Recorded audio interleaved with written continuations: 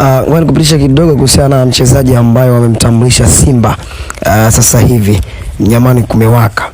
Ni fundi wa boli kutokea kule Senegal. Kijana mwenye umri wa miaka 22. Simba wamempata kwa dola 350,000. Sifa ya huyu mwamba, anacheza nafasi zote mbili, kwa maana winga wa kushoto na kulia, lakini pia anacheza kama inside.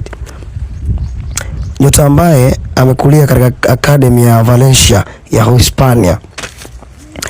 Nyota huyu alikaa karibu na kujiunga na klabu ya Mas ya Ufaransa msimu uliopita, ila majeraha yalimkwamisha na kusalia klabuni kwake.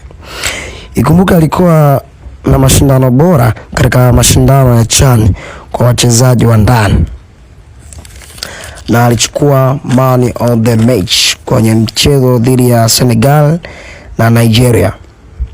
Libase Gueye finally ni Msimbazi.